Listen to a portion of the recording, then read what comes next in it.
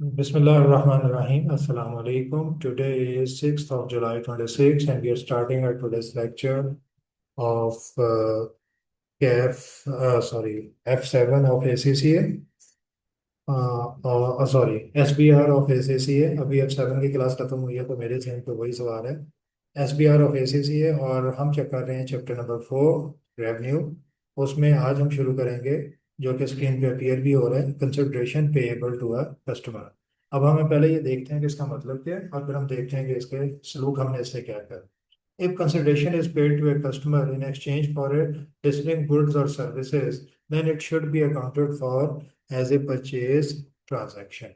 Assuming that the consideration paid to a customer is not in exchange for a distinct goods or service, an entity should account for it as a reduction of the transaction price. Consideration is paid to a customer in exchange for a distinct good or service. कोई आपसे good और service ले रहे हैं और आपने उसमें से कंसिडरेशन देनी है, तो फिर आप इसे एक परचेज ट्रांजैक्शन के तौर पे ट्रीट करेंगे, इसे आप नेट ऑफ नहीं करेंगे कस्टमर के साथ।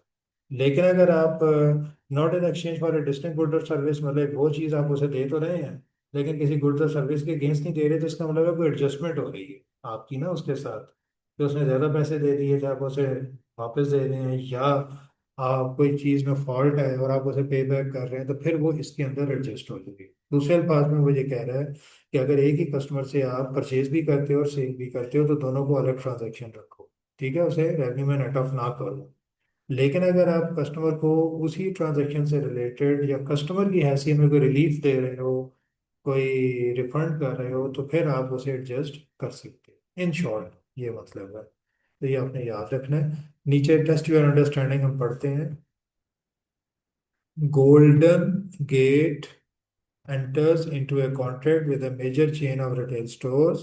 The customer commits to buy at least 20 million of products over the next 12 months. The terms of the contract require Golden Gate to make a payment of 1 million to compensate the customer for changes that it will need to make to its retail store to accommodate the products. समझ आई बात? कि जैसे अक्सर आपने stores पे भी देखा होगा कि अंदर थोड़ा थोड़ा कंस्ट्रक्शन का काम हो रहा होता है, कोई रैक बन रहा होता है, और वो रैक एक्चुअली वो स्टोर नहीं बना रहा होता, उनका कोई वेंडर बना रहा होता है। जैसे लीवर पर यूनिलीवर है या नेस्ले है, वो एक साइड पे एक रैक बना के बड़ा खूबसूरत सा कॉर्नर बना रहे होते हैं और वो अपनी कॉस्ट पे कस्टमर के लिए बना रहे होते हैं, क्योंकि कस्टमर उन्हें अर्न करके दे रहा होता है। अब ये वो वाली बात है कि वो 1 मिलियन में आपको उसकी जो जगह है उसे चेंज करेगा अपने प्रोडक्ट के लिए, और उसके जवाब में कस्टमर ने कहा कि मैं $20 मिलियन के आपसे प्रोडक्ट लूंगा अगले 1 साल। By 31st December 2021, Golden Gate has transferred products with a sale of 4 million to the customer. तो 31 दिसंबर तक आपने उसे 4 मिलियन के प्रोडक्ट बेचे हैं। How much revenue should be recognised by golden gate in year 31 December 20X1? जी। अब पहली बात तो है कि इसमें एक तो उसने सेल की, एग्रीमेंट तो है 20 मिलियन, लेकिन हुआ है अभी 4 मिलियन, तो बाकी 16 मिलियन की तो कोई हैसियत नहीं है ना, वो तो एक एग्रीमेंट है, कमिटमेंट है, उसकी कोई ट्रांजैक्शन तो नहीं। अच्छा, 4 मिलियन की आपकी सेल्स बुक होगी, गोल्डन गेट करेगा। लेकिन अब सवाल ये है कि उसने जो 1 मिलियन लगाया भी है, तो 1 मिलियन लगाया है उसने इसीलिए लगाया ना कि उसे 20 मिलियन की सेल्स मिले। तो क्या 1 मिलियन जो लगाया है उसे पूरे का पूरा एक्सपेंस आउट कर दे, या उसे 20 मिलियन से रिलेट करके उसे भी पार्शियली एक्सपेंस आउट, मतलब जो मैचिंग प्रिंसिपल है ना उसे फॉलो करे। तो दोनों के ऑप्शन हैं कि 1 मिलियन को पूरा एक्सपेंस आउट कर दे और उधर जो रेवेन्यू है वो सिर्फ 4 मिलियन का रिकॉर्ड करे।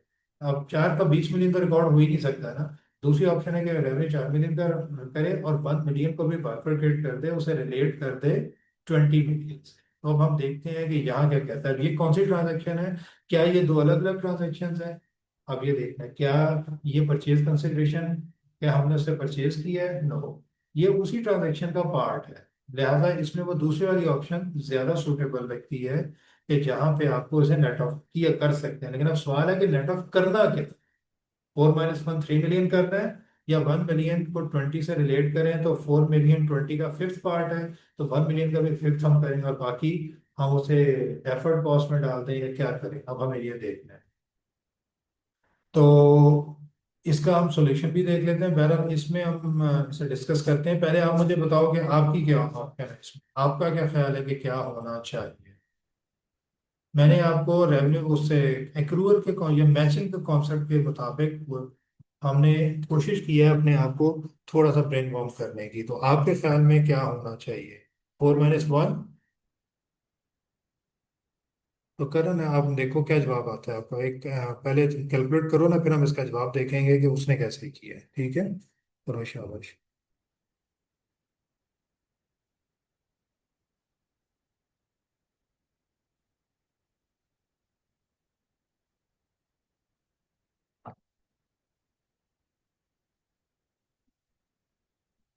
ठीक है, तो कितना रिकॉर्ड होना चाहिए रेवेन्यू? तो कितना बनेगा? रेवेन्यू 4 मिलियन तो रिकॉर्ड होगा ही ना, लेकिन जब नेट ऑफ करोगे तो क्या बन जाएगा, नेट रेवेन्यू क्या बन जाएगा?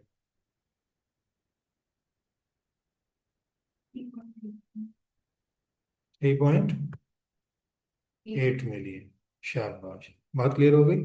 आपने 1 मिलियन को रिलेट किया 20 से, क्योंकि उसका ताल्लुक 20 से था। वो दिया ही इसलिए गया है कि 20 मिलियन की सेल्स होगी, तो उसी हिसाब से अकाउंट फॉर करते जाएंगे। ठीक है,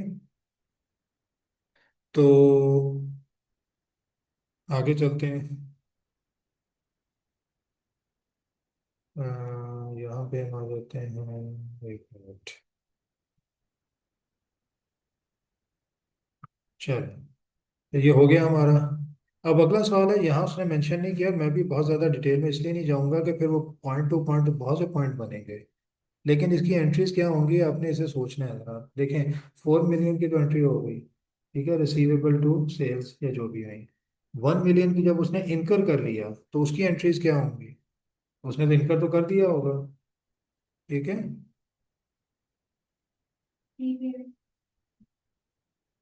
जी,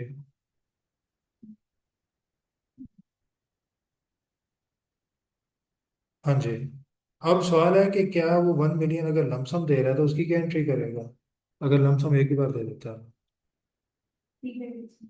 प्रीपेड एक्सपेंस कह सकते हैं। ठीक है, प्रीपेड एक्सपेंस टू कैश, और फिर जब वो एक्सपेंस होगा तो एक्सपेंस टू प्रीपेड। ठीक है, उसे कोई भी नाम दे सकता है, शाबाश, गुड। अच्छा जी, उसके बाद आता है जी allocate, step 4, allocate the transaction price. अब एलोकेट करना है, एक से ज़्यादा सर्विसेज हैं, एप्लीकेशंस हैं, तो फिर आपने प्राइस को एलोकेट कैसे करना है, अब हम ये देखने लगे। ठीक है जी, तो the total transaction price should be allocated to each performance application in proportion to stand alone selling price. तो वो कह रहा है कि बेस कैसे करो उनकी सेलिंग प्राइस। अब सेलिंग प्राइस में प्रॉब्लम आ जाएगी। फर्स्ट करें, उसकी मार्केट सेलिंग प्राइस है 20,000, हम उसे 16 में दे देते हैं, तो क्या हमें 16 से हिसाब से एलोकेशन करनी चाहिए या मार्केट प्राइस के हिसाब से? हम उसे अनड्यूली हाई डिस्काउंट दे देते हैं। अब डिस्काउंट जो होती है ना, एक मार्केट डिस्काउंट चलती है। तो मार्केट प्राइस है जी 16, लेकिन लोग जनरली इससे 5% ऊपर नीचे दे देते हैं, तो फिर तो मसला नहीं है, फिर हम अपनी प्राइस भी यूज कर सकते हैं। लेकिन अगर आपने out of the way discount दी है, जो कि अनयूजुअल है, फिर अपनी प्राइस को यूज करना थोड़ा अनजस्ट हो जाता है, क्योंकि आप तो उसे रेगुलर फेयर वैल्यू पे जा ही नहीं रहे। अब ये चीज़ भी जहन में रखें। तो हम इसे करेंगे, तो ये हम इसे डिस्कस कर लेंगे। Total transaction price should be allocated to each performance, वो कह रहा है केस बेस पे, स्टैंड अलोन सेलिंग प्राइस, उन सर्विस की जो सेलिंग प्राइस है उसकी बेस पे टोटल जो प्राइस है ना उसे एलोकेट कर। ठीक है, मतलब दो एप्लीकेशन आपने ली हैं, दोनों को अगर अलग अलग बेचते हैं तो ये प्राइस होती, उनके रेशो में टोटल प्राइस को दोनों में तकसीम कर। अच्छा जी, और ये उसी वक्त आएगा जब मार्केट में कुछ और लिया जाता है और आप कुछ और कर रहे हैं। ठीक है, the best evidence of a standalone selling price is the observable price when the goods or services is sold separately। मतलब कि अगर उसे आप सेपरेट बेचोगे तो फिर उनकी क्या प्राइस आपको मिलेगी। If a stand alone selling price is not directly observable, या वो याद है एक्टिव मार्केट इनएक्टिव मार्केट वाला चक्कर है। अगर उनकी एक्टिव मार्केट है फिर तो ऑब्जर्वेबल प्राइस मिल जाएगी, अगर वो अलग अलग सेल होती है। अगर वो अलग अलग सेल नहीं होती, फिर वही वो 3 स्टेप्स याद है आपको। पहले स्टेप पे जो सबसे पहले वो यूज करना है, फिर सेकंड और फिर थर्ड पे इनएक्टिव मार्केट लेनी है, और थर्ड में फिर कोई और टेक्निक लेनी है। तो वही वाला काम यहाँ पे होगा। अगर ऑब्जर्वेबल नहीं है then it must be estimated, फिर एस्टिमेट होगा। और एस्टिमेट किस हिसाब से होगा, वो हमने 3 वो रूल पढ़ लिए थे, और प्रेफरेंसेस पढ़ ली थी हमें। Observable input should be maximised when ever possible. ठीक है, तो उन्हें मैक्सिमाइज करना चाहिए। दूसरे अल्फाज में, अगर हमारे पास ऑप्शन है कि ये प्राइस ली जा सकती है और एक कम प्राइस भी ली जा सकती है, तो जो मैक्सिमम ऑब्जर्वेबल है, जो कि ली जा सकती है, उसे यूज कर। If a customer is offered a discount for purchasing a bundle of goods and services, then the discount should be allocated across all performance obligations within the contract in proportion to their standalone selling prices, unless observable evidence suggests that this would be inaccurate. वही जिस तरह price करनी है उसी तरह discount भी करनी है, बट डिस्काउंट में फिर वो चीज़ आ जाएगी कि आपको ये देखना है कि अनड्यू डिस्काउंट तो नहीं दी जा रही आउट ऑफ द वे, और नॉर्मल जो टर्म्स एंड कंडीशन है डिस्काउंट की वही दी जा रही है। अनड्यू भी अगर आउट ऑफ द वे भी दी जा रही है, आपका नुकसान है ना, आप पैसे कम ले रहे हैं। लेकिन वहां पे चेक एंड बैलेंस जनरली इसलिए लगाया जाता है कि बाज़ अवत प्ले करने के लिए, फाइनेंशियल रिपोर्टिंग फ्रॉड के लिए आप जानबूझ के बताते हैं कि ये चीज़ तो मैंने इतने में ली है या इतने में बेची है, एक्चुअली आपने उतने में नहीं बेची है। उस चीज़ को अवॉइड करने के लिए कि आप दो नंबरी ना करें, आप out of the way undue discount करके फिगर्स को मैनिपुलेट करके अपने मतलब का रिजल्ट लेने की कोशिश ना करें। उसके लिए मैंने कहा नहीं, आप मार्केट के करीब करीब ही रहोगे कैलकुलेशंस में, आप उससे बाहर नहीं जाओगे। जैसे इनकम टैक्स में भी होता है, इनकम टैक्स में जनरली ये होता है कि वो इंडस्ट्री टू इंडस्ट्री उसे पता होता है टैक्स वाले को कि तकरीबन ये डिस्काउंट चलती है। तो अगर एक जगह डिस्काउंट चलती है 5 से 10% जो जनरली इंडस्ट्री में चलती है, आपने भी अपने कस्टमर को वो डिस्काउंट दे दी, तो आपकी जो नेट प्राइस आपको मिली वही आपका रहती है, तो टैक्स वाला मान देगा।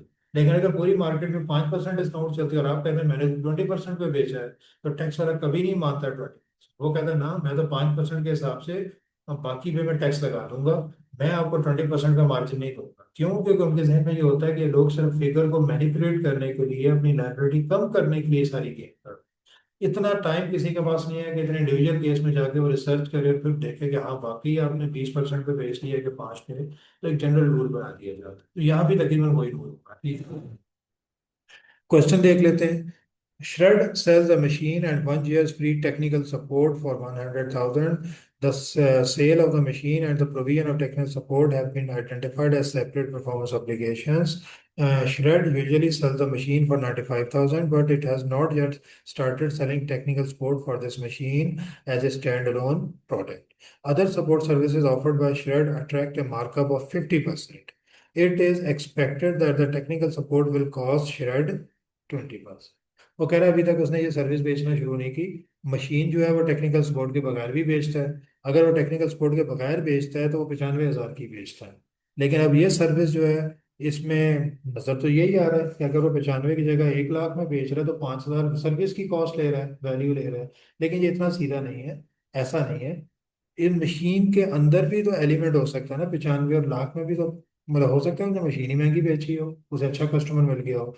तो जो टेक्निकल सपोर्ट का जो वो लेनी है, प्राइस लेनी है, वो मार्केट बेस्ड लेनी है या एक एवरेज बेस्ड लेनी है। अब यहाँ वो कह रहा है कि ये तो काम करता नहीं, तो इसे अपनी तो प्राइस इसकी कोई अवेलेबल नहीं है, इसने कभी सेपरेटली काम ही नहीं किया। लेकिन ये दूसरी सर्विसेज बेचता है, 50% पे बेचता है। 50% पे बेचता है कि अगर वो 20% की इसे कॉस्ट आई है तो ये मार्कअप है 50%।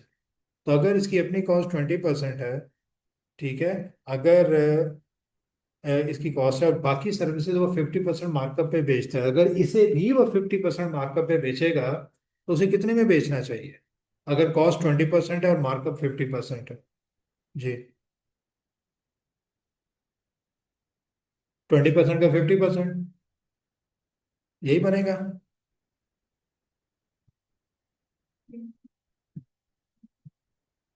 वही ना, 20 का आपका 50% तो प्रॉफिट हो गया, और फिर 20,000 में ऐड हो जाएगा तो वही 150 हो गया ना। ठीक है, क्या बनता है?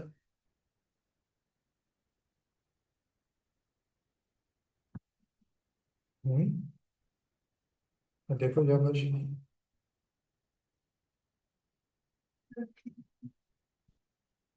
क्या बात। जी, अब इसे कैसे करोगे? पहले इसे सॉल्व करो, फिर हम इसे डिस्कस करते हैं। आपका जो जहन में चीज आती है उस हिसाब से सॉल्व करो। शाबाश।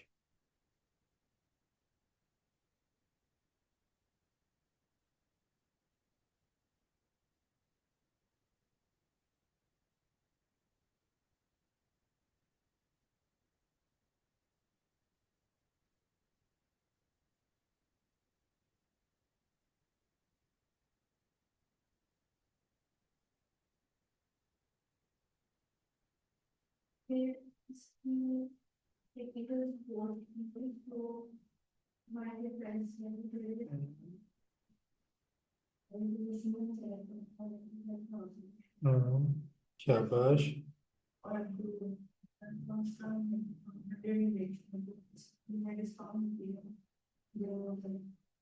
कैलकुलेट करो। अच्छा, हमारे पास दो ऑप्शन है। हम ये कहें कि वो टोटल कितने में, लाख में बेच रहे हैं, और लेकिन अगर मशीन बेचता है तो 95 में बेचता है, तो सीधी सीधी अप्रोच है कि 5,000 जो एक्स्ट्रा ले रहा है वो टेक्निकल सपोर्ट के ले रहा है। कह सकते हैं। लेकिन अब ये इतना आसान नहीं है। ज़रूरी है कि मशीन अगर जनरली 95 की बेचता है तो हर एक को 95 की बेचे? ज़रूरी तो नहीं है। मुझे हो सकता है 96 की बेच दे, और किसी को 97 की, किसी को 94 की, जहां उसका मतलब जितना उसे ठीक लगता है बेचेगा। तो ये सीधी सीधी अप्रोच ठीक है लेकिन मुनासिब नहीं। हम इससे ज़्यादा बेहतर अप्रोच पे जाते हैं। वो अप्रोच क्या है कि दूसरी सर्विसेज अगर वो बेचता है तो कितने में बेच रहा है, 20% मार्कअप पे, और वो इसकी कॉस्ट है 20,000, तो मार्कअप पे 30,000 बन गई। अब इससे आगे सोचते हैं। अब इसका मतलब है, हमने कहा कि मशीन की जो जनरल मार्केट वैल्यू ये जो यूज़ करता है वो 95 है, और जबकि टेक्निकल सपोर्ट की ये करता है 30,000। तो अब इससे आगे क्या करना है? अब आपने रेवेन्यू बुक करना है, तो रेवेन्यू कितना बुक करना है, अब ये सवाल है। रेवेन्यू कितना बुक करना है? इतनी जो लंबी चौड़ी वर्किंग हमने कर ली, इसका फायदा क्या है? इसे कहाँ यूज़ करें?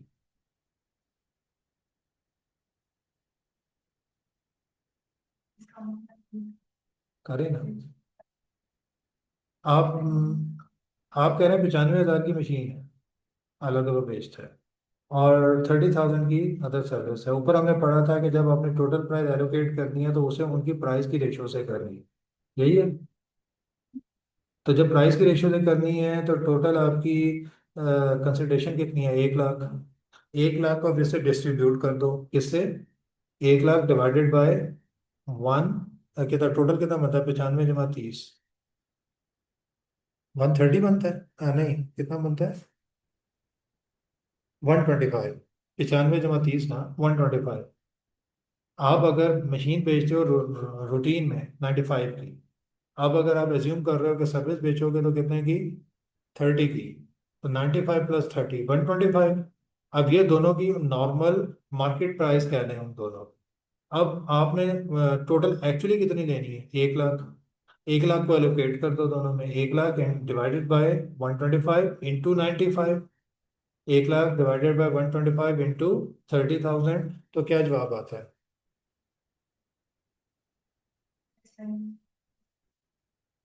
हाँ। हाँ। अब क्या करना है, अब हमें रिकॉर्ड कितना करना है?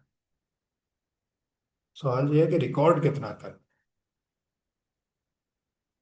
है। ये जी मैं आगे नहीं जाऊंगा, ये आपको समझानी है, ये इंपॉर्टेंट है। ये समझ आ गई तो बस ये आगे फिर हमें चीज़ें सारी आसान। अब आप एंट्री क्या करोगे, ये बताओ। क्या भाषा?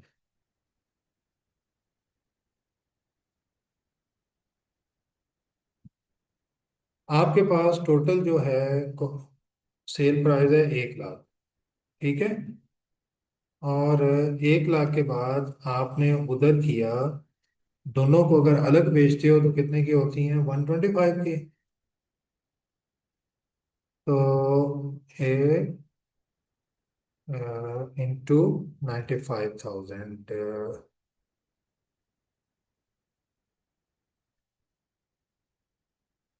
हाँ ठीक है। क्या आता है? देखें टोटल, अगर आप मार्केट में बेचते हैं, मैं इसलिए इस पे टाइम लगा रहा हूँ कि इसे समझें। टोटल अगर आप मार्केट में अलग बेचते हैं तो मशीन कितने की बेचते हैं, 95, और सपोर्ट सर्विस कितने की बेचते हैं, 30 की। तो टोटल आप बेचते हैं 125 की, लेकिन एक्चुअली आपने कितने की बेची है, 100 की। अब 125 की बेचते हैं जिसमें मशीनरी का कितना होता है, 95। तो 95 का टोटल से क्या परसेंटेज बनता है, 95 डिवाइडेड बाय 125, कि टोटल प्राइस में मशीनरी का कितना शेयर बनता है। ठीक है ना। 30,000 की तो सर्विसेज होती, 95 की मशीन होती, तो टोटल जो प्राइस 125 बनती, 125 में मशीनरी की परसेंटेज क्या होती उसकी प्राइस की। तो आपने क्या किया, 195 डिवाइडेड बाय 125, ठीक है। 95 डिवाइडेड बाय, क्या जवाब आता है,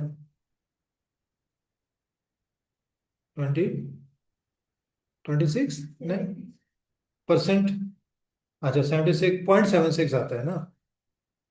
95 डिवाइडेड बाय 125, 0.76। अब एक्चुअली क्या प्राइस ली गई है टोटल? 125 तो नहीं ली गई, 100 ली गई है। 100 का भी निकाल लो 76%, तो क्या आता है? 76,000। यही आता है। इसका मतलब है मशीन आपने एक्चुअली कितने में बेची है? 76 में, लेकिन टोटल पैसे कितने लिए हैं? 100। तो 100 में 76 मशीन के लिए हैं, तो सर्विस के कितने लिए हैं बाकी? 100 - 76, तो कितना जवाब आया? 24। ठीक है। एक अप्रोच ये हो गई। क्या ये अप्रोच ठीक है? अब हम सवाल ये करते हैं अपने आप से। ठीक है, क्लियर है? हमने क्या डिस्काउंट दिया इस ट्रांजैक्शन में? हम्म। कितनी? टोटल डिस्काउंट कितनी दी है?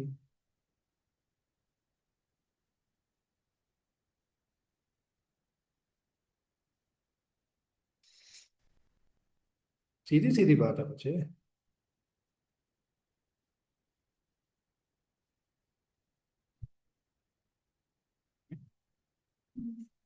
हाँ, नहीं, अमाउंट क्या बनती है डिस्काउंट? कितनी दी है? 25। सीधी बात है। और हमने से क्या किया है? लिटरली हमने से क्या कर दिया? इफेक्टिवली हमने से नेट ऑफ कर दिया। नेट ऑफ ही कर दिया ना। 95 में से 76 लिए हैं, तो कितना? कितने कम लिए हैं? 19,000। 19,000 कम लिए है ना। मार्केट में 95 की, हमने 76 में दे दी, हमने यही कहा ना। तो और दूसरी साइड पे वो मार्केट में कितने की है? 30 की। और हमने कितनी इसकी लगाई है? 24। तो 400 4,000 हमने उधर डिस्काउंट दे दी। एक्चुअली हमने डिस्काउंट को नेट ऑफ कर दिया इफेक्टिवली, और ये तरीका आपने आपने सोचा देख लिया, ये समझ आ गई है बात? तो इसे इसे इस तरह से करना पड़ता है। ठीक है, इसे आपने ख्याल रखना है, बिल्कुल जी ठीक है। इसे आप जहन में रखेंगे।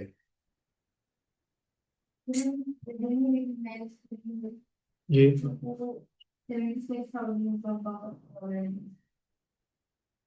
जब क्या करेंगे?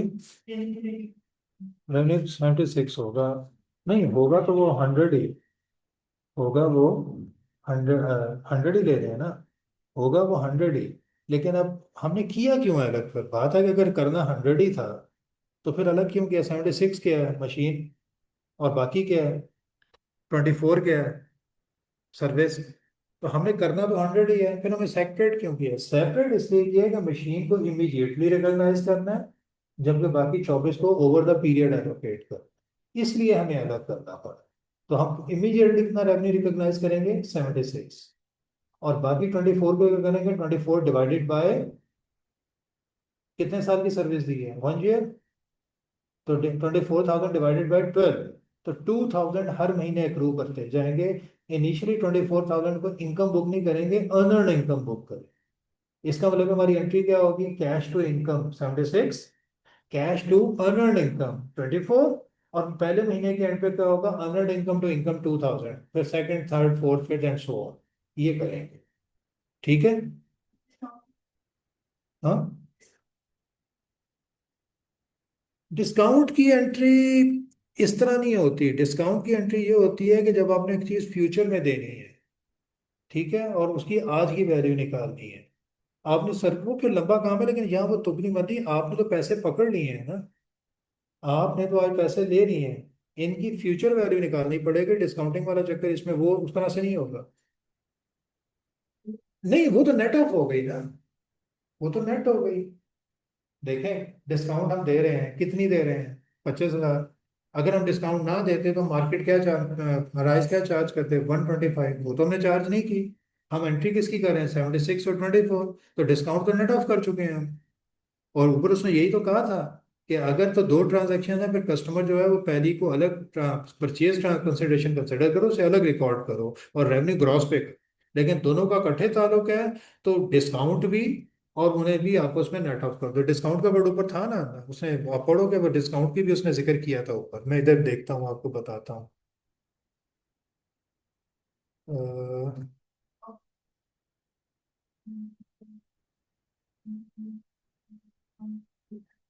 जी।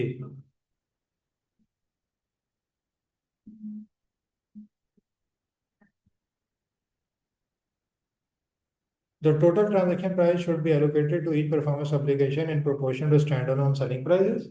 और the best evidence of a standalone selling price ये है, वो तो उसने बता दिया।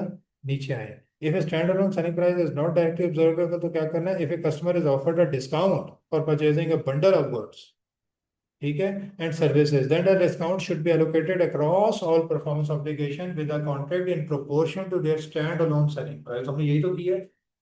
हमने टोटल ये अगर डिस्काउंट ना देते तो 125 देते, डिस्काउंट देकर हमने दिया 100, तो कितने की डिस्काउंट दी है, 25 की। हमने डिस्काउंट को एलोकेट कर दिया दोनों, तो हमने क्या लिया, 76 और 24, तो दोनों के अंदर डिस्काउंट नेट ऑफ हो गई है ना, 25 नेट ऑफ हो गया, तो यही करना है, डिस्काउंट ऑटोमेटिकली नेट ऑफ हो, ठीक है ना। तो आपने नेट प्राइस की एंट्री पास कर देनी है। फिर है स्टेप 5 आ गया, रिकॉग्नाइज रेवेन्यू। अब वो तो हमें पता है रिकॉग्नाइज कर लेना है कैसे। अभी हमें पता है, अभी जो हमने क्वेश्चन किया है इसमें इमीडिएटली रिकॉग्नाइज कितना होगा, 76, और पार्ट मतलब बाय पार्ट्स रिकॉग्नाइज कितना होगा, बाकी डिपेंड करता है कि उसकी टर्म्स एंड कंडीशंस क्या है, ठीक है। Customer payment is not not the trigger point for the recognition of a revenue, मतलब कस्टमर आपको पेमेंट कर देता तो ये वो ट्रिगर पॉइंट नहीं है, वो पॉइंट जहाँ ट्रिगर करेगा और आपको कहेगा कि एंट्री कर लो, नो। पेमेंट होना और बात है, या पेमेंट रिसीव करना और बात है, इनकम रिकॉर्ड करना इज समथिंग डिफरेंट।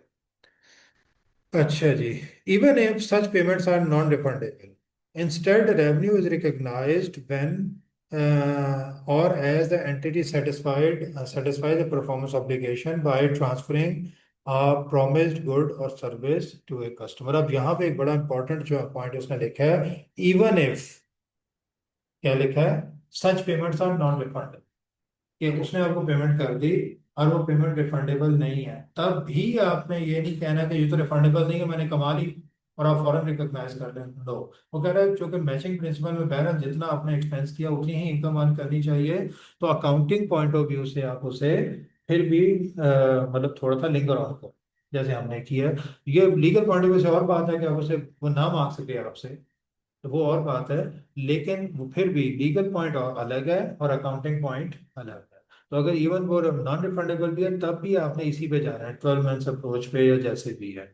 अब दूसरी बात है कि लीगल पॉइंट में अगर एक चीज आपने ले ली और आपने वो सर्विस दी नहीं, तो वो लीगल पॉइंट से भी रिफंडेबल ही है, चाहे आपने लिख लें कि ये नॉन रिफंडेबल होगी, लेकिन आपने काम करना था ना उसके बदले, आपने नहीं किया।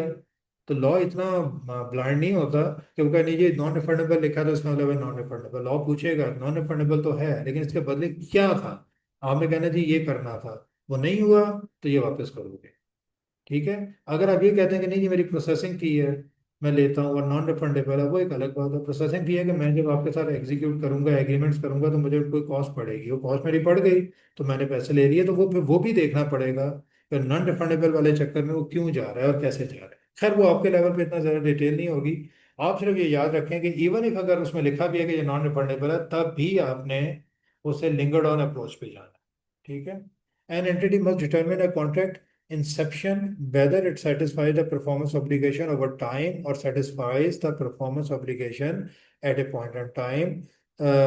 तो उसे ये देखना है कि कॉन्ट्रैक्ट इफेक्टिव कब हो रहा है, उस डेट पे उसे ये फैसला करना है कि आज से ऑनवर्ड मुझे कितना रेवेन्यू इमीडिएटली बुक करना है और कितना रेवेन्यू लिंगर ऑन करना है, ठीक है। फॉर एग्जांपल जो ऊपर हमने एग्जांपल पढ़ी है, इसमें इंसेप्शन डेट कौन सी होगी कॉन्ट्रैक्ट की, किस डेट पे हम कहेंगे कॉन्ट्रैक्ट इफेक्टिव हो गया। ये मतलब ट्रांजैक्शन हो जानी चाहिए, मतलब ये लीगली तो इफेक्टिव हो गया ना जब आपने साइन कर दिया, अब नहीं करते तो आपको पेनल्टी देनी है। लेकिन अकाउंटिंग पॉइंट ऑफ व्यू से कि ट्रांजैक्शन होगी, कॉन्ट्रैक्ट इंसेप्ट हो गया, स्टार्ट हो गया, कब होगा, जब आपने मशीन डिलीवर कर दी, मशीन डिलीवर कर दी तो कॉन्ट्रैक्ट, या जब कस्टमर ने आपको पेमेंट कर दी, ठीक है। मतलब जब आपको ट्रांजैक्शन रिकॉर्ड करनी है उस दिन, बल्कि जब आपने मशीन डिलीवर कर दी, जब उसने पेमेंट कर दी वो तो सारी एडवांस पेमेंट है।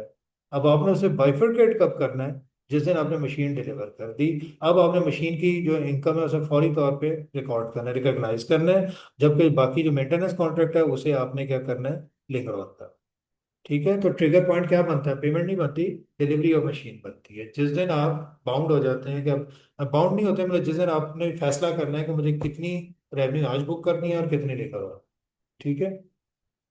तो आपको इंसेप्शन की डेट फिक्स करनी पड़ेगी, उसके बाद फिर आपको देखना है कि कितना आपने लिंगर ऑन करना है और कितना आगे करना है। An entity must determine a contract Inception, जो हमने कर लिया। IFRS 15 states that an entity satisfied a performance obligation over time if one of the following criteria is met। अगर हमने ये देखना है कि कौन सी परफॉर्मेंस ऑब्लिगेशन इमीडिएटली देनी है, कौन सी ओवर टाइम देनी है, तो कैसे पता चलेगा कि ओवर टाइम देनी है? बात तो सिनेरियो बहुत सिंपल होंगे, जैसे मेंटेनेंस कॉन्ट्रैक्ट है 1 साल, बात बात नहीं समझ आती, उसकी नेचर ऐसी बनाते हैं, उसकी वर्डिंग ऐसी होती है कि नहीं पता चलता कि ये वन टाइम है कि फ्यूचर बेस्ड है। वो कह रहे हैं ये 3 क्राइटेरिया में जब मीट होंगे तो हम कहेंगे कि ये टाइम बेस्ड। ठीक है। अच्छा जी, the customer simultaneously receive and consumes the benefit provided by the entity's performance as the entity performs. तो अगर तो वो जो आप साइमल्टेनियसली उसके बेनिफिट उठा लेता है, जो कि आपने उसे चीज दी, तो हम कहेंगे कि ये ओवर टाइम नहीं है, ये वन टाइम। जब आपने दी और उसने फायदा उठा लिया तो फिर ये ओवर टाइम नहीं है। फॉर एग्जाम्पल, आप किसी जूस की शॉप पे गए, आपने उसे जूस का कहा, उसने जूस दिया, आपने पी लिया, तो ये ओवर टाइम तो नहीं है ना, ये तो फौरन है, वो फौरी तौर पर अपना रेवेन्यू बुक कर सकता है। Number 2, the entity's performance creates और enhances an asset, for example, work in progress, that the customer controls as the asset is created or enhanced। The entity's performance creates or enhance an asset, for example, work in process। आपकी जो performance है उससे एक asset बढ़ जाता है, बेहतर हो जाता है, या क्रिएट होता है। दैट द कस्टमर कंट्रोल, वो एसेट जो कस्टमर का है, आपकी परफॉर्मेंस से वो एसेट एनहेंस हो जाता है या क्रिएट हो जाता है। ठीक है। अब इसका क्या मतलब है? आपने उसे दिया, उसने कंज्यूम कर लिया, वो तो फौरी तौर पर रिकॉग्नाइज करेगा। आपने उसे दिया और उसने उसे एसेट में कन्वर्ट, आपने उसके लिए एसेट पे काम किया, और वो एसेट तो सारा बेनिफिट उसे एकदम नहीं देगा ना, वो तो आहिस्ता आहिस्ता देगा। तो ये चीज भी जहन में रखनी है। और the entity's performance does not create an asset with an alternative use to the entity, and the entity has an enforceable right to payment for performance completed to date.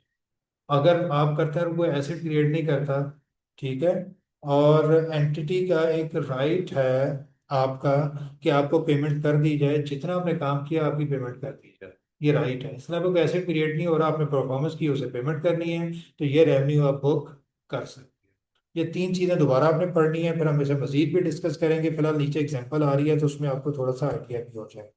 If A performance obligation is satisfied over time, then revenue is recognized over time based on progress toward the satisfaction of the performance obligation। तो जो जो आप performance देते जाएंगे, तू आप उसका revenue record करेंगे, ये हमें पहले ही पता है।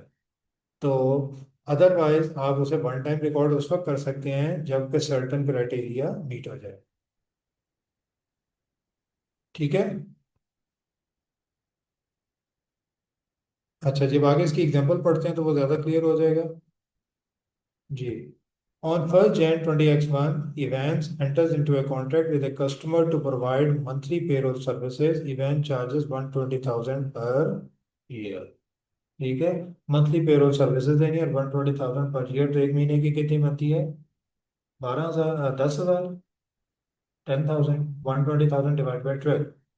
अब अगर बिल्कुल 1st Jan को एग्रीमेंट हुआ और 2nd Jan को एग्रीमेंट कैंसिल हो जाता है, वो कहता है नहीं जी हमें नहीं चाहिए, तो आप कितनी फी चार्ज कर सकते हैं उससे? कुछ भी नहीं।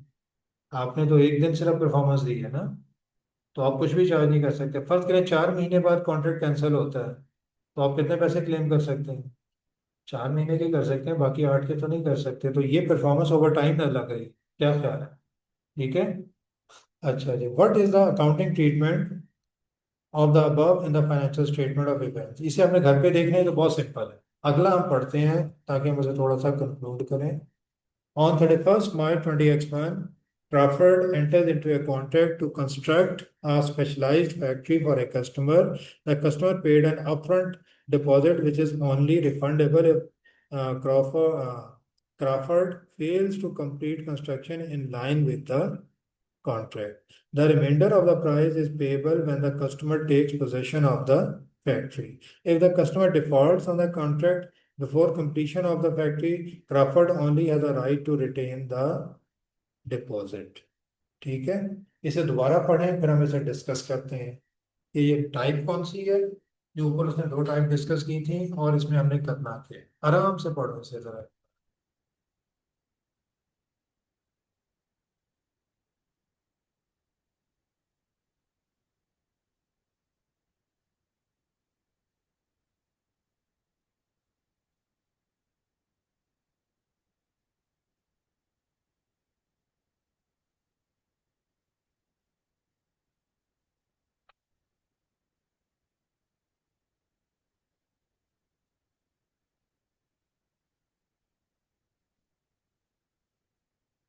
जी।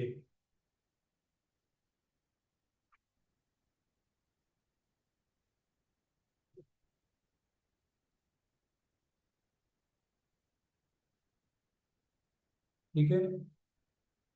अच्छा, क्या करना है इसका? शाबाश। आइडिया दो मुझे, फिर हम देखते हैं।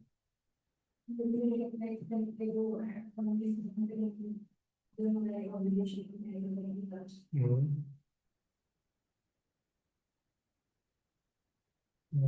कस्टमर पेड है, हाँ, कस्टमर ने एडवांस दे दिया ना आपको। ठीक है। और वो रिफंडेबल है अगर क्राफर्ड जो है वो अकॉर्डिंग टू कॉन्ट्रैक्ट परफॉर्मेंस नहीं देता। ठीक है। लेकिन अगर कस्टमर डिफॉल्ट करता है तो क्राफर्ड ज़्यादा से ज़्यादा क्या कर सकता है, एडवांस पे रिटेन कर सकता है, जैसे वो कहते हैं ना, एडवांस पेमेंट कर देना एक सिक्योरिटी के तौर पे। अब वो कह रहा है should Crawford recognise revenue from about transaction, क्या उसे जो उसे मिला है एडवांस, क्या उसे रेवेन्यू के तौर पे रिकॉर्ड कर लेना चाहिए? किस टाइम पे? ओवर एक ही बार कर लेना चाहिए या ओवर टाइम करना चाहिए? सवाल ये है। हम्म। हम्म। फर्ज करें 1 लाख, कितना है लिखा है कहीं पर, कितना है? नहीं। फर्ज करें 120,000 है, उसने एडवांस दे दिए और आज दे दिए आपको। अब क्या करेगा? इससे क्या करे? अब ये रिफंडेबल है, सिर्फ उसी वक्त रिफंडेबल है जब आप कॉन्ट्रैक्ट को पूरी तरह परफॉर्म ना कर पाओ, तब तो रिफंडेबल है। और अगर दूसरा डिफॉल्ट कर जाए फिर रिफंडेबल नहीं। तो इसे आज ही रिकॉग्नाइज हो जाना चाहिए रेवेन्यू, या ओवर टाइम होना चाहिए?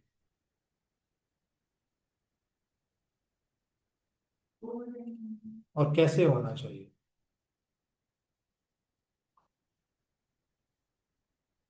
मतलब उसका तरीका क्या होगा? 120,000 है ना, तो ओवर टाइम कितने टाइम में होना चाहिए?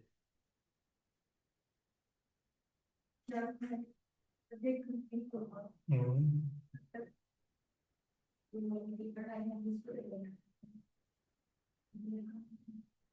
हम्म। शाबाश।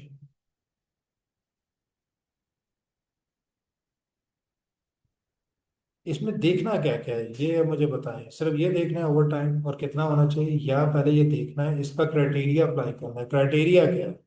कैसे लग रहा है कि ये ओवर टाइम होना चाहिए या वन टाइम होना चाहिए? क्राइटेरिया क्या अप्लाई? क्राइटेरिया मुझे बताओ।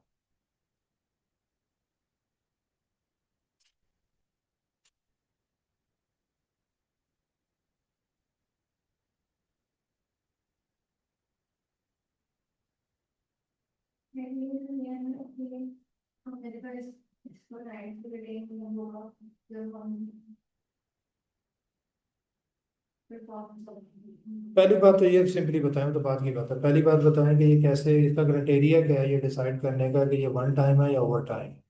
क्राइटेरिया बताइए। एक तो हमारे जहन में आ रहा है कि वो परफॉर्मेंस एप्लीकेशन पता नहीं अभी पूरी नहीं हो रही, ये होगी, वो तो अलग बात है ना, वो हमारी कॉमन सेंस है, लेकिन स्टैंडर्ड ने जो क्राइटेरिया दिया वो क्या कितने पॉइंट्स हैं? 3। ऊपर वाले जाके दोबारा पढ़े जरा, आप उन्हें अप्लाई करो ना। अपने तो पॉइंट बाद में अप्लाई करना, आपकी तो अंडरस्टैंडिंग, अपनी अंडरस्टैंडिंग बाद में अप्लाई करनी है, पहले उसके जो बेसिक प्रिंसिपल है वो बता दो ना। वो कौन कौन से हैं जरा मुझे समझा दो कि वो यहाँ अप्लाई होते हैं कि नहीं। उन्हें अप्लाई करो तीनों को, उनमें से कोई अप्लाई होता है कि नहीं होता?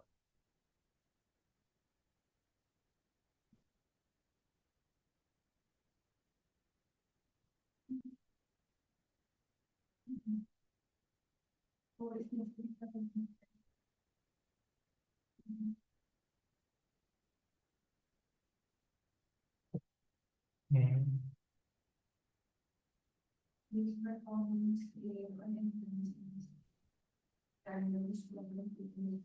हाँ। पहला पूरा हो रहा है या नहीं, दूसरा हो रहा है या नहीं, और तीसरा हो रहा है कि नहीं?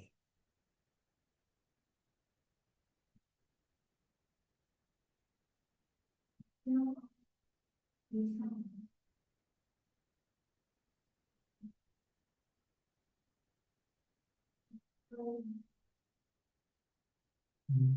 फिर क्या करें?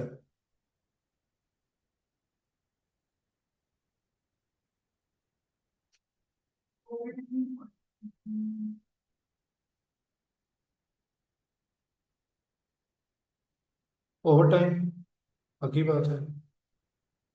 दोबारा पढ़ो, पहला पॉइंट क्या है? लाउडली बोलो।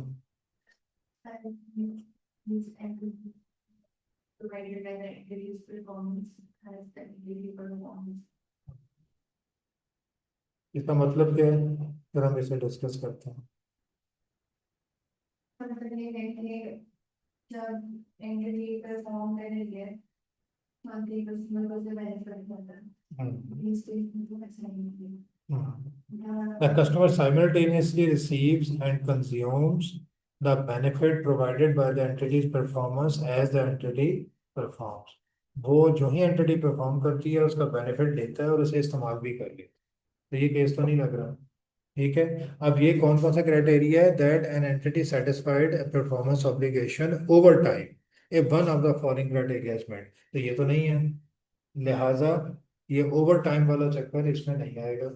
यही कह रहा है ना, ओवर टाइम नहीं आएगा, क्योंकि वो इमीडिएटली उसे कंज्यूम नहीं करता। Number two, the entity's performance creates और एनहेंसेस एन एसेट। आपकी जो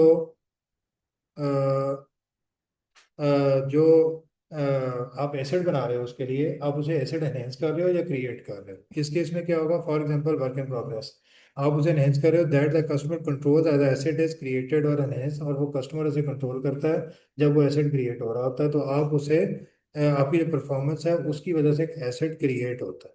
ठीक है, यहाँ पे एसिड क्रिएट हो रहा है। ठीक है।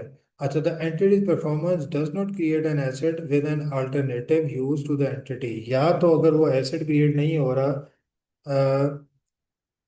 ऐसा एसिड तो क्रिएट हो रहा है लेकिन ऐसा नहीं हो रहा जो कि एंटिटी को अल्टरनेटिव यूज हो, मतलब अगर वो नहीं लेता तो आप उसे यूज कर लें, ऐसा नहीं है, तो ओवर टाइम होगा।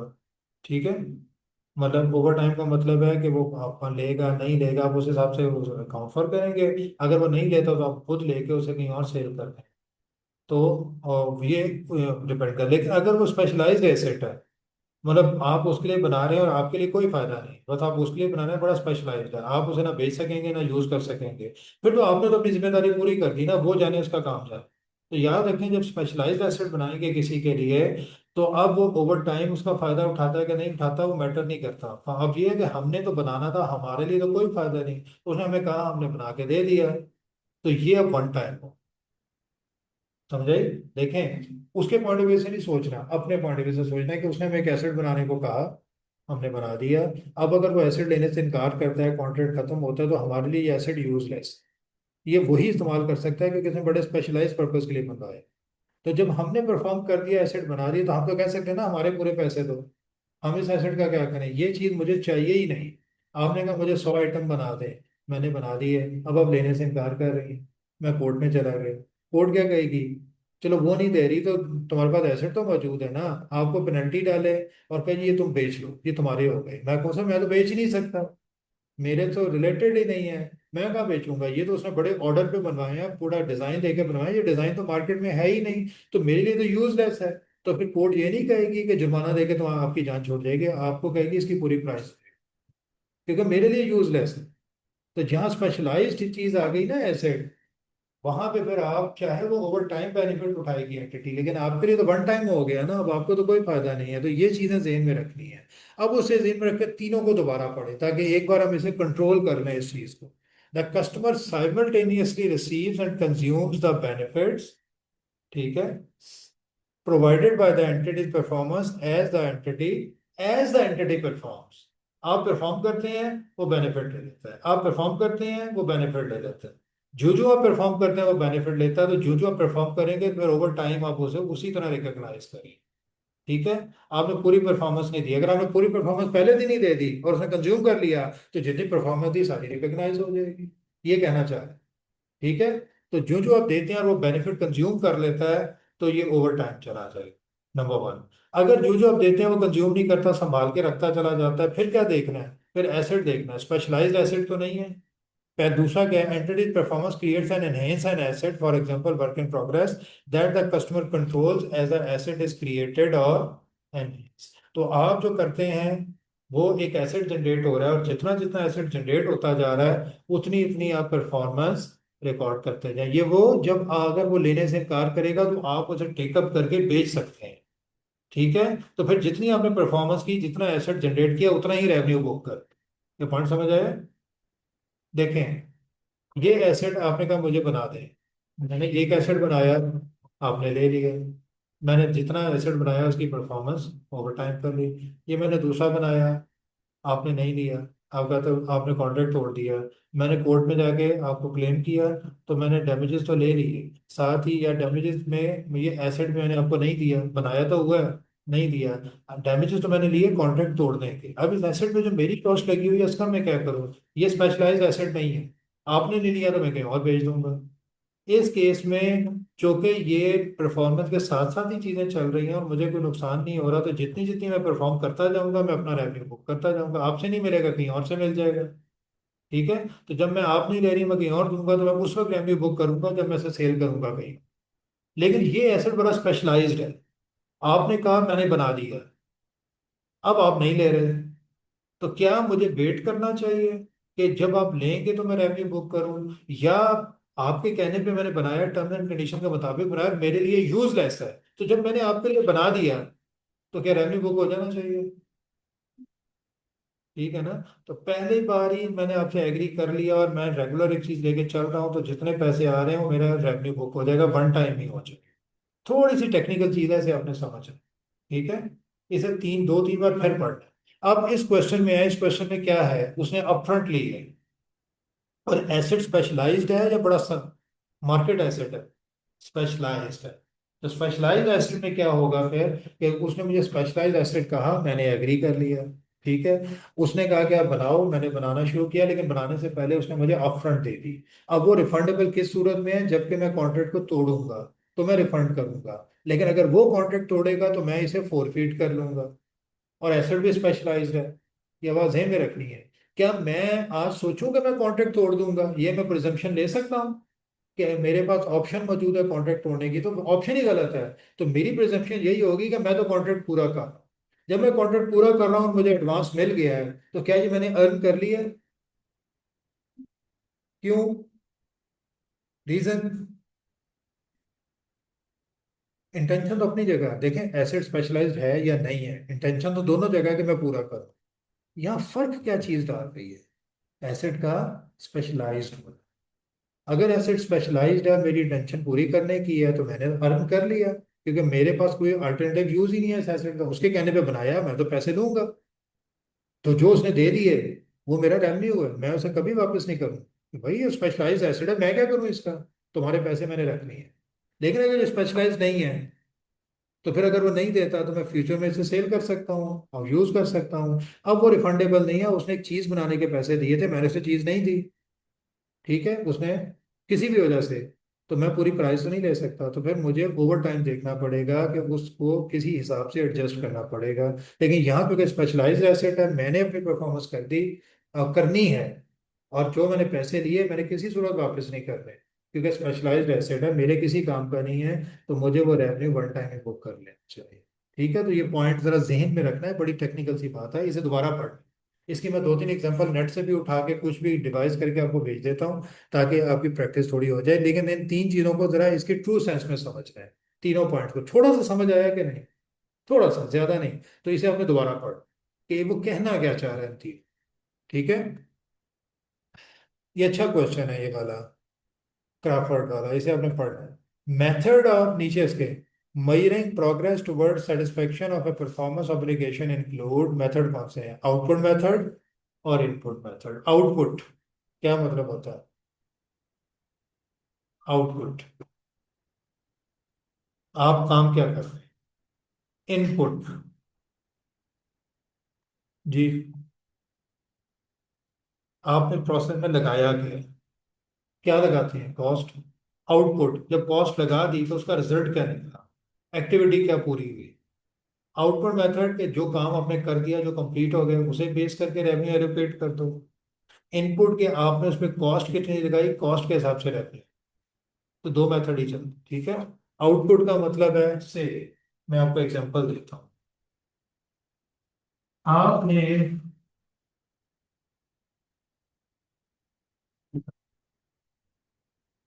आपने एक बिल्डिंग बनानी है, ठीक है। सबसे पहले आपने क्या करनी है, डिगिंग करनी है, खोदना है जमीन को, एक बेसमेंट भी बनानी है। फिर आपने उसकी बेसिस बनानी है, बुनियादें बनानी है।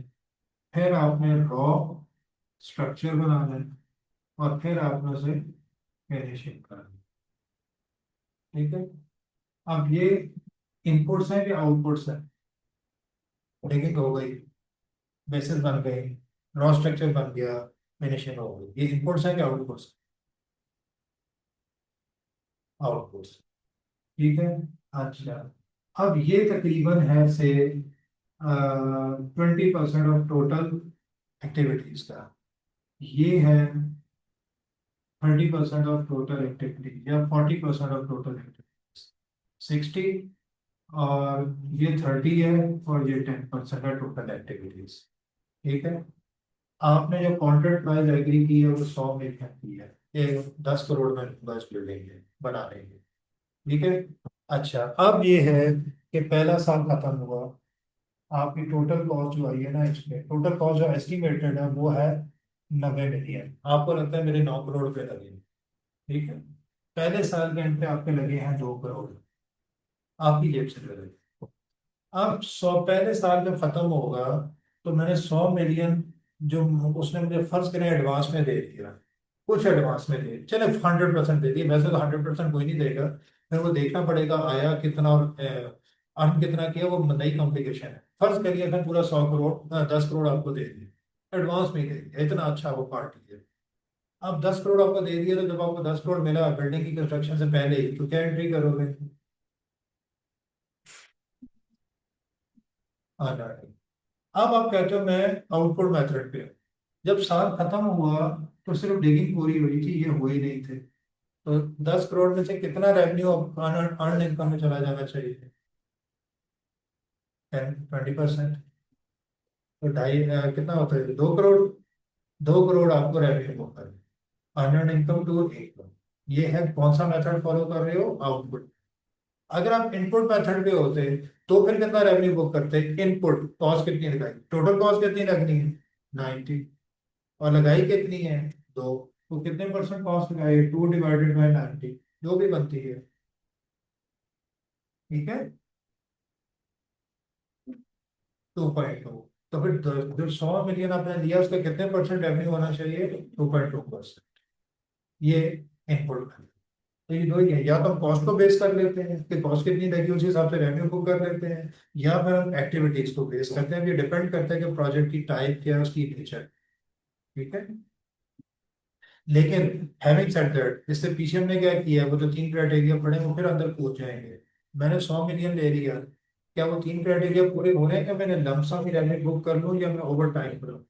पहला क्राइटेरिया क्या कहता है कि जो जो मैं परफॉर्म करता जा रहा हूँ कस्टमर उसके बेनिफिट ले रहा है, तो मैंने परफॉर्म नहीं किया तो कस्टमर ने बेनिफिट नहीं लिया। पैसे तो ले लिए मैंने, लेकिन कस्टमर ने बेनिफिट नहीं लिया किसी भी तरह का मुझसे। इसका मतलब ये वन टाइम में रेवेन्यू रिकॉग्नाइज नहीं कर सकता। जब कस्टमर बेनिफिट लेगा तभी रेवेन्यू बुक करूँ, और तब जब कस्टमर बेनिफिट लेगा तो रेवेन्यू बुक करने के तरीके कितने हैं? दो, ठीक है। तो पहले में तो ये ओवर टाइम ही लगा। सेकंड क्या था, अगर स्पेशलाइज्ड एसेट है और मुझे एडवांस दे दिया गया है, तो मुझे अगर 100 मिलियन एडवांस तो नहीं देगा कोई भी, ठीक है। मुझे दे दिया गया है, अच्छा नहीं, फर्ज करें 100 मिलियन भी दे दिया है, तो मैं बहुत हार्ड हो जाता। अब वो कहता चीज बनाओ, मैंने चीज बनानी शुरू कर दी, वो चीज हो गई खराब, मतलब बन गई, वो लेने को तैयार नहीं है, मेरे 10 मिलियन लग गए। तो क्या 10 मिलियन मेरा रेवेन्यू है? क्योंकि स्पेशलाइज्ड एसेट है, मेरे किसी काम का नहीं। तो मैं तो कोर्ट में कह सकता हूँ ना कि मेरे किसी काम का नहीं है, इसके कहने पे मैंने 10 मिलियन लगाए, सके मेरे 10 मिलियन दे। तो जो मेरे 10 मिलियन लगे हुए हैं वो मेरा रेवेन्यू, ठीक है, वो वन टाइम हो जाएगा, ठीक है। और अगर नॉन स्पेशलाइज्ड है तो वो फिर तीसरा क्राइटेरिया लगाएंगे, तो मुझसे और इस बारे को मिला के चलना है। वो क्राइटेरिया वो सिर्फ ये बता रहा है कि ओवर टाइम रिकॉग्नाइज करना है या वन टाइम। अब जब फैसला हो गया ना कि ओवर टाइम या वन टाइम, उसके बाद अब करना कैसे है, उसका ये था, या इस अप्रोच पे चले जाएंगे या इस अप्रोच पे चले जाएंगे, ठीक है। इसे हम आगे जाके देखेंगे तो समझ भी आ जाएगी आपको।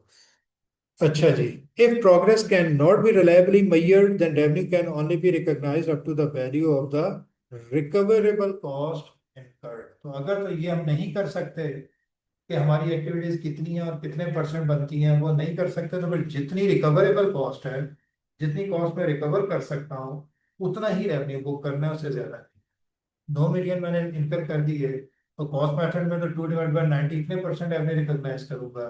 लेकिन मुझे लग रहा है कि नहीं, 2 मिलियन मैं तो लगा बैठा हूँ, लेकिन मुझे 1.5 से ज्यादा नहीं आएगा, बाकी 0.5 मेरा लॉस हो जाएगा, तो फिर मुझे रेवेन्यू कितना बुक करना है? 1। ठीक है, ऑटोमेटिकली क्या होगा, 1.5 रेवेन्यू बुक होगा, कॉस्ट कितनी बुक हो चुकी है? वो तो 2 हो चुकी है, मेरी लग गई है, तो मेरा लॉस कितना निकल आएगा? 0.5, तो मेरा लॉस है। और IS 37 क्या कहता है? The loss should be recognized immediately when it becomes probable। तो जब मुझे लगेगा कि ये कॉस्ट रिकवर नहीं हो सकती, तो फिर मैंने जितनी कॉस्ट रिकवरेबल है उतना ही रेवेन्यू बुक करना है, ताकि बाकी फिगर लॉस में चली जाए, उसकी प्रोविजन बुक हो जाए एक तरह से। ठीक है, तो ये ख्याल करो। अच्छा जी, ये बेकर को पढ़ते हैं और इसे खत्म करते हैं। On 1st Jan 2021, Baker enters into a contract with a customer to construct a specialized building for consideration of 2 million plus a bonus of 0.4 million if the building is completed within 18 months। तो वो कह रहा है कि उसे कितना मिलेगा? 2 million मिलेगा, और 0.4 मिलियन और भी मिलेगा अगर उसने बिल्डिंग 18 महीने में कंप्लीट कर दी। Estimated cost of to construct the building are 1.5 million. जब 1.5 मिलियन में एस्टिमेटेडली वो कंप्लीट कर देगा, तो 5 लाख का वो प्रॉफिट अर्न कर लेगा। 2 minus 1.5। If the contract is terminated by the customer, contract customer अगर टर्मिनेट करेगा, Baker can demand payment for the cost incurred to date plus a markup of 30%। तो अगर कॉन्ट्रैक्ट कस्टमर खत्म करेगा, तो जितनी कॉस्ट लगी होगी वो, और उसका 30% एडिशनल वो क्लेम कर सकता है। On 1st Jan 2021, as a result of factors outside its control, such as the weather and regulatory approval, Baker is not sure whether the bonus will be achieved। तो बेकर को नहीं पता कि मैं 18 महीने में पूरी कर सकूंगा कि नहीं। जब श्योर नहीं है, तो प्रूडेंस क्या कहती है कि रेवेन्यू बुक ना करो। At 31st December 2021, Baker is still unsure whether the bonus target will be met. Baker decides to measure progress towards completion based on cost incurred. Cost incurred on the contract to date is 1 million। अब बताएं कितना revenue recognise होगा? Total revenue कितना है project का? 2 million. और अब ये पहला तो क्राइटेरिया लगाएं, वो 3 सारा, पहले 3 जो क्राइटेरिया है, क्या ये ओवर टाइम वाला केस बनता है या वन टाइम वाला बनता है? कैसे? स्पेशलाइज्ड है, वन टाइम वाला उस हिसाब से बनता है, बिल्कुल शाबाश। अब हम आगे चलते हैं। 2 मिलियन का अब उसने रेवेन्यू बुक कर, उसे पैसे कितने मिले हैं अभी तक? कोई मिले हैं कि नहीं? अभी तक तो कोई भी नहीं मिला। वो जो था ना, रेवेन्यू कितना बुक करना है, तो उस वक्त जब उसने आपने रेवेन्यू उसने दे दिया है, तो उसे क्या बुक करना है कि नहीं करना है, या अनएंड में डाल। अदरवाइज ये क्राइटेरिया मौजूद है कि कितना रेवेन्यू बुक कर। अब कितना रेवेन्यू बुक करना है, अब ये हम इस पे आ जाते हैं। बोनस को रेवेन्यू बुक करना चाहिए कि नहीं? अभी हमें, मेरा नहीं ख्याल हमें करना चाहिए, क्योंकि श्योर ही नहीं है वो। बाकी कितना बचा? 2 मिलियन। 2 मिलियन में से कितना बुक करना है? कौन सी मेथड पे जा रहा है, इनपुट पे या आउटपुट पे? इनपुट पे। टोटल एस्टिमेटेड कॉस्ट कितनी है, दी है उसने? 1.5। उसमें से कितनी लग चुकी है? 1 मिलियन। तो 1.5 माइनस 1, सॉरी 1.5 डिवाइडेड बाय 1/1.5, कितने परसेंट बनता है? 66%। तो टोटल रेवेन्यू का 66 वो बुक कर सकता है कि नहीं? कर सकता है। कितनी अमाउंट बनती है? 1.32 जो भी बनती है। ठीक है, टोटल रेवेन्यू का 2 मिलियन। ठीक है, तो वो उतनी वो बुक कर सकता है। अब इसमें एक और भी पॉइंट टू कंसिडर है। वो क्या है? जो उसने कहा था उतनी कॉस्ट बुक करो जितनी रिकवरेबल। तो यहाँ रिकवरेबल का तो जिक्र ही नहीं किया है, सिंपली वो कह रहा है कि इतनी लग गई है, तो हम एज्यूम करेंगे कि जितनी लगी है वो रिकवरेबल। अगर वो कहता नहीं जी इसमें तो 1 मिलियन जो रिकवरेबल नहीं है, 0.7 मिलियन रिकवरेबल है सिर्फ, बाकी 0.3 का कोई पता नहीं वो देगा कि नहीं देगा, तो क्या करते हैं? फिर रेवेन्यू सिर्फ 0.7 ही बुक कर, फिर 1.32 जो आप कह वो आप कह रहे हो ना, जितना भी आप बता रहे हो, वो बुक ना होता। ठीक है, अब हम देखते हैं कि इसने क्या जवाब दिया है, ताकि हम देख लें कि हम गलत तो नहीं कह रहे, और हो सकता है गलती भी हो। हम तो अपना जहन अप्लाई कर रहे हैं ना। तो इसे हम करते हैं, आगे जाके इसका सोल्यूशन देख लेते हैं। और आज बेटा इतना ही रखना है क्योंकि मुझे थोड़ी सी जल्दी भी है आज। तो बाकी फिर इंशाल्लाह कल करेंगे। नीचे आ जाओ। पेज नंबर है 132, स्टडी टेक्स्ट का। आ गया जी। Constructing the building is a single performance obligation. Performance obligation एक ही है, एक से ज्यादा नहीं है। ऐसे ही है, साथ में मेंटेनेंस कॉन्ट्रैक्ट या इस तरह का काम तो कर ही नहीं रहे। अच्छा जी। The bonus is variable consideration whether the estimated value it must be excluded from the transaction price because it is not highly probable that a significant reversal in the amount of cumulative revenue recognized will not occur। तो हमें confirm नहीं है तो हम नहीं लेंगे। लेकिन एक चीज उसने ऐड कर दी कि ये वेरिएबल कंसिडरेशन है, तो ये आपने याद रखना है कि वेरिएबल कंसिडरेशन क्या होती है। ऐसी कंसिडरेशन जो कि हालात के मुताबिक चेंज हो सकती, जो फिक्स नहीं होती। अगर वेरिएबल कंसिडरेशन है तो कितनी रिकॉर्ड होनी चाहिए आपके ख्याल में, कि अगर ये हो गया तो ये कर देंगे, ये हो गया तो ये कर देंगे, तो कितनी रिकॉर्ड होनी चाहिए? जो मोस्ट प्रोबेबल, बस उतनी होनी चाहिए, बाकी नहीं करनी चाहिए। जो जो प्रोबेबल होती जाए उसे रिकॉर्ड करते जाए। ठीक है। अच्छा जी। यहाँ जो कि नहीं है तो बिल्कुल नहीं करेंगे। The construction of the building should be accounted for as an obligation settled over time. अच्छा, ओवर टाइम कह रहा है वो। This is because the building has no alternative use for Baker and because payment can be enforced for the work completed to date. तो जितना काम आपने complete कर लिया है वो आपकी पेमेंट एनफोर्स हो जाएगी। अगर जहाँ पे कोई एडवांस दिया होता तो वो भी आपकी वन टाइम में चला जाता। ठीक है। लेकिन जो कि वो नहीं था, तो जितना आप कंप्लीट करते जाओगे ओवर टाइम आप उसे करते चले जाओगे। लेकिन अगर एडवांस होता तो याद रखना वो वन टाइम में चला जाता, वो आपका रेवेन्यू बुक हो जाता। ठीक है। क्लियर है। तो अब इन चीज़ों का मैं एक क्वेश्चन बनाने की कोशिश करूंगा जिसमें ऊपर वाला वन टाइम और ये टाइम भी आ जाए और प्लस ये चीज़ भी आ जाए, ताकि ये चीज़ बहुत क्लियर हो जाए आपको। ठीक है। आज मेरे ख्याल है यहाँ पे हम ख़त्म करते हैं, इतना काफ़ी है। नीचे से Baker should recognize revenue based on progress towards satisfaction of the construction of the building using cost incurred। The performance obligation is 2.3, 1 divided by 1.5। तो उसने वही आपने वाला काम किया कि रेवेन्यू 2 इंटू 2.3 कर दिया है, कॉस्ट भी बुक हो गई है, तो प्रॉफिट उसने निकाल दिया, तो वही 1.3 उसने बुक किया जो आपने कहा था। ठीक है। अब यहाँ पे थोड़ी सी कंफ्यूजन शायद आपके जहन में आएगी कि पिछले क्वेश्चन में हमने कहा था कि जो उसने एडवांस ले लिया वो वन टाइम है। यहाँ वो कह रहे हैं कि है तो स्पेशलाइज्ड लेकिन ओवर टाइम है। ओवर टाइम इसीलिए है कि वहां पर बात कर रहा था जो रिसीव हो गया, तो वो देखना है कि वो रिफंडेबल है कि नहीं, वो स्पेशलाइज्ड है। वो कहेगा जी मेरी तो मतलब कॉस्ट लग गई तो मैं तो इसे वापस नहीं करता। ठीक है ना, वो थोड़ा सा फर्क है दोनों में। इसे हम दोबारा बाद में मजीद इसे एक्सप्लेन करते हैं। ठीक है, मैं इसके कुछ नोट्स भी बना लूंगा खुद भी देख के, ताकि ये चीज़ और क्लियर हो जाए। तो आज हम इसे यहाँ ख़त्म करते हैं, ऊपर जाके देखते हैं एक चीज़ दोबारा से कि 120 के बाद, प्रॉफिट के बाद, नीचे आओ ज़रा। मेथड्स आ गए, बेकर आ गया, हमने पढ़ लिया। अच्छा जी। इफ नीचे से पढ़ लेते हैं, बेकर के नीचे भी जो है ना, इसे खत्म कर लेते हैं। टेस्ट अंडरस्टैंडिंग 10 से पीछे पीछे। If performance obligation is not satisfied over time then it is satisfied at a point in time. ठीक है, मतलब ओवर टाइम नहीं है तो किसी मखसूस टाइम पे आपने ऑब्लिगेशन का रेवेन्यू बुक करना है। The entity must determine the point in time eight which a customer obtains control of A promised asset. तो आपने किस टाइम पे रेवेन्यू बुक करना है? जिस दिन वो अपने एसेट का कंट्रोल ले, जिस दिन वो चीज़ें आप उसे प्रॉपरली हैंड ओवर कर दें। अच्छा जी। An entity controls an asset if it can direct its use and obtain most of its remaining benefit. तो कंट्रोल कब आएगा? जब उसका वो पूरा यूज कर सके और रिमेनिंग जो है ना बेनिफिट जितने वो ले सके। Control also include the ability to prevent other entities from obtaining benefit. और कंट्रोल में ये भी है कि आप दूसरों को मना कर सकें कि भाई इससे तुमने फायदा नहीं लेना, मैं ही लूंगा। एक तो आपके सारे बेनिफिट आपके हो जाएं, और दूसरा जब से हो जाए, और दूसरा है कि दूसरी एंटिटीज को मना भी कर सको कि बस आज से तुमने इसमें अब कोई बेनिफिट नहीं है। हो सकता है उससे पहले कोई ले रहा हो, लेकिन जिस दिन वो अपने दूसरे को मना करने की पोजीशन में आ गए तो वो कंट्रोल आपका हो। और वो कहता है provide the following indication of the transfer of control. The entity has a present right to payment for the asset.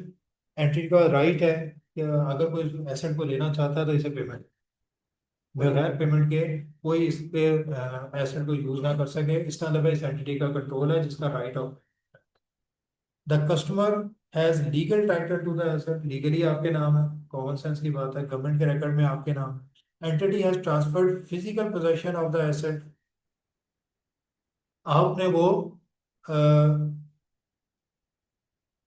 बल्कि ये एंटिटी आप ये करें जो रेवेन्यू बुक करती है। आप अगर रेवेन्यू बुक कर रहे हैं तो अगर तो आपका राइट डेवलप हो जाता है कि जनाब आप दूसरा जो कस्टमर है आपको पैसे दे, राइट बन गया, इसका मतलब है कि जब वो राइट है तो कस्टमर ने पैसे देने तो किस चीज़ के देने हैं, चीज़ के। हम कह सकते हैं कि ये कंट्रोल अब कस्टमर का हो जाना चाहिए। ठीक है, आपका कंट्रोल उस सेंस में नहीं रहना चाहिए क्योंकि राइट टू पेमेंट हो गया, वो एसेट आपका नहीं, अब कस्टमर का। लीगल पॉइंट की बात नहीं कर रहा था, कस्टमर हैज लीगल टाइटल, या आपने उसके नाम टाइटल ट्रांसफर कर दिया तो राइट टू कंट्रोल उसका हो गया। Number 3, the entity has transferred physical position, आपने फिजिकली उसे पकड़ा दिया तो कंट्रोल उसका हो गया। लीगली जो उसके नाम हो गया, कंट्रोल उसका हो गया। या अब आप उससे पैसे मांग सकते हैं कि भाई इसके पैसे दो, तो पैसे कब मांगे जाते हैं, जब चीज़ उसकी है और आप उसे देना चाह रहे हैं, उसके लिए बनाई है तो आप पैसे मांग रहे हैं। हम कह सकते हैं कि ये एक इंडिकेशन है कि अभी एसेट आपका नहीं रहा, उसका हो गया। अगर आपका होता तो पैसे अपनी मर्जी से तो नहीं मांग सकते थे, वो चाहता तो लेता, ना चाहता तो ना लेता। लेकिन अब आप मांग रहे हैं तो देने हैं तुमने लीगली, तो फिर वो उसकी चीज है जिसके वो पैसे आप उससे मांग। The customer has the significant risk and reward of ownership, उसके ज्यादा फायदे और नुकसान अब कस्टमर के पास चले गए हैं।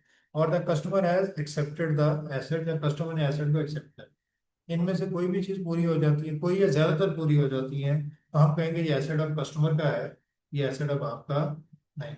और जब ये एसेट कस्टमर का हो गया है तो आपका राइट एस्टेब्लिश हो गया है, राइट टू रिकॉग्नाइज रेंट। ठीक है, तो इसे आज इतना ही खत्म करते हैं, कल इससे आगे करेंगे। इसे आपने दोबारा से पढ़ने आज पूरी तवज्जो से और चीज़ों को रिलेट करने की कोशिश करनी है, नहीं तो कल मैं इंशाल्लाह इसे मजीद करके थोड़ी सी जो प्रैक्टिस करवा के तो इसे हम मजीद स्ट्रॉन्ग करें। तो कंसाइनमेंट सेल्स वगैरह और ये चीज़ें हम इंशाल्लाह कल करेंगे। फिर मेरा ख्याल है ये बहुत ज़्यादा भी नहीं रह गया, थोड़ा ही है, लेकिन इसे हम कोशिश करेंगे कल हम इसे ख़त्म करें अगर हम पॉसिबल हुए ना। हाँ, कोशिश करेंगे कल इसे खत्म करें। ठीक है जी, इट्स ऑल फॉर टुडे। आज इंशाल्लाह हम प्रैक्टिस भी शुरू करेंगे, आज आपको मैं कोई मिनी क्वेश्चंस भेजता हूँ और कल इंशाल्लाह ताला फिर इस पे मजीद काम करेंगे। So it's all for today. Allah ताला हम सब पे अपनी मोहब्बतें, शफ़क़तें, करम, रहमतें, सेहत, ईमान और तंदुरुस्ती के साथ नाज़िल फरमाता रहे। आज के लिए इतना काफ़ी।